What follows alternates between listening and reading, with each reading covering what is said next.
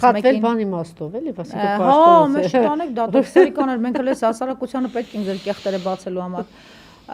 Պաշտոնանկության իմաստով եմ ասում գլխատել, լրագրությունը ինքը խիտ գույներով արտահայտելու հնարք ունի։ Ես ուզում եմ ուղիղ եթերից օգտվելով այսօրվա այլանդակ շոուների մասին մի հատ խոսել աղջիկների հարազատի հետ, եթե դեմ չեք, մի հատ փորձենք հասկանալ ինչ են այսօր իրենց թույլ տվել ու տեսեք երբ որ 3 ժամը 3-ից ընթացք է տրվել, այսինքն եվրոպացիների գնալուց հետո ընթաց տվեց այս ամբողջ process-ին, ինչեր տեղի ունեցան։ Կներես ջանի, դու չես քնել։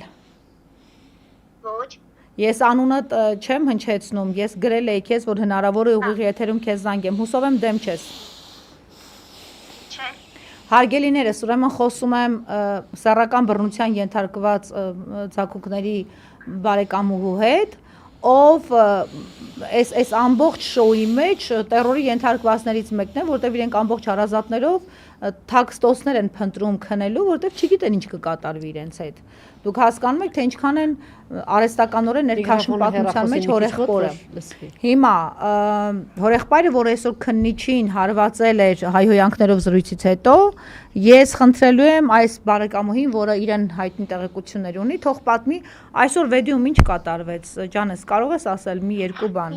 Ինձ պատմեցին, որ երեխաներին ուզեցել են տանեն հարցաքննության։ Երեկոյան։ Առանց փաստաբաների եւ առանց հոգեբանների եկել են երեխաների ետևից։ Քրեական ոստիկանությունը։ Փաստաբանին, հետո նրանք ուզում էին վերցնել երեխաներին եւ տանել, մենք երեխաներին տարանք ավելի ապահով տարածք։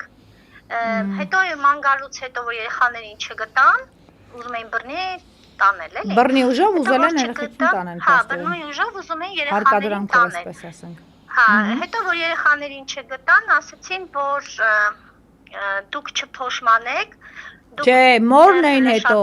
Մի րոպե հետո եկել էին մոր հետևից, չէ։ Մոր թե տատիկին։ Հա, մոր հետևից երեխաների բոլորին ուզում էին տանեին ոստիկանություն։ Ու առանց փաստաբանի, սա ֆիքսենք։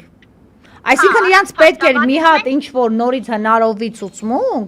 որը իդեպ իրանց չարացի արդյունքն է, որտեվ գիտեին արդեն կալանքիա գնալու, որ հետո թուղթ ունենային տակը դրած, հասկացաք, չէ։ Որտեվ գործը տեղից չէր շարժվել։ Իսկ երեք իրանք մի օրում հազիվ հասին օրվա երկրորդ կեսից հետո, հազիվ հասին մի քրոջ առերես են։ Հետո ինչ տեղի ունեցավ, ում էին ախտվել, տատիկին, տատիկը ինչ պետք է հարցաքննվեր, տատիկը այս գործով ով է։ Տատիկին ասել էին, որ դուք չփոշմանեք, դուք հələ շատ գալու եք ընկնեք մեր ոտքերը, արդեն շարժնելու։ Հաթաթային։ Երեխաներին չգտնելուց հետո, էլի, որ բոլորին։ Այսինքն հետապնդվում է այս ընտանիքը, հասկանում եք, հետապնդվում է, լկտիաբար հետապնդվում է։ Այդ ընտանիքը պետք է բոլորիս ուշադրության կենտրոնում լինի։ Այս ընտանիքը, այո։ Այսօր էլ հորեղբորը առավոտյան զանգահարել ինչ-որ մեքենայով Խաչատրյան, ինչ-որ ոստիկանությունից, մի Խաչատրյան անունով, անունը չգիտեմ ճիշտ ասած, Քննչական կոմիտեից։ Քննչականից։ Ոստիկանությունից, քննչականից չէ։ Հա։ Զանգահարել են երեխաների հորը, ասել են ինչ-որ մեքենայով գալիս են երեխաներին տանել։ Էդ էլ առավոտյան։ Հա, փոխանցել է համարը եղբորը եւ հորեղբայրը զանգահարել է այդ ոստիկանին, ասել է դուք չգիտեք, որ առանց փաստաբանի դուք չեք կարող երեխաներին տանել առանց հոգեբանների։ Այդ ժամանակ ինչ որ հայհոյել է ու շատ վատ, ինչ որ չեմ ուզում։ Այսինքն իրավապահ համակարգի ներկայացուցիչը հայհոյել է հորեղբորը։ Այո, որովհետև մի անգամ էլ ես եմ զանգահարել իրեն, այդ Խաչատրյանին, այդ դեպքի ժամանակ, որ տենց խառնաշփոթ էր, նոր էր սկսել այդ դեպքը, ես զանգահարել եմ իրեն, իմ հետ շատ վատ էր խոսում, ինքը ոստիկանություն ներկայացողով է, ասում էր Արամը, այսինքն երեխաների հայրը, մեր մոտ է աշխատում, ինչ որ կոմունալի Բեդուք հակապետարանում ինչ-որ տենց հա, վերջը մոտ աշխատում, հա, մեր ընկերն է, մեր ընկերն է, ասենց իրա բարերով եմ էլի ասում, մի խոսքով հետո իմ ներկայանում ու չներկայացավ անհասկանալը, որովհետև ինքը ոստիկան էր, պետք է հաստատ ներկայանար, քանի որ ինքը ինձ զանգահարել է։ Ես ճիշտ եմ հասկանում, մինչև մեր հայտնվելը ձեր կյանքում իրանք փորձել են պարբերաբար կամ բանակցել կամ ահաբեկել ձեզ։ Այո,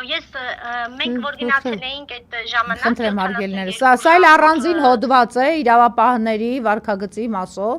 որը երեք նաև ես էի նկատում, թե ինչպես էին փայփայվում մանկապեխսերը եւ ինչպես էին արայով էր խոսում, որպես ոստիկան ինքը ինձ հետ արայով էր խոսում, որպես ոստիկան։ Ու քեզ ուզել էր նկարել։ Լավ, հասկացա։ Շնորհակալ եմ, որ թույլ տվեցիր քեզ զանգել ես ուշ ժամի, այնել ես նյարդային գերլարված վիճակում, մեզ հետ խոսելու համար։ Լավ եղեք, ձեզ համբերություն, ուժ, մենք ձեր կողքին ենք, մենք բոլորս ենք ձեր կողքին եւ մեծաթիվ մարդիկ են ձեր կողքին, դուք անպաշտպան չեք։ Եթե անպաշտպան եք, ապա բոլորս ենք անպաշտպան։ Համար որ դուք օգնում եք, որ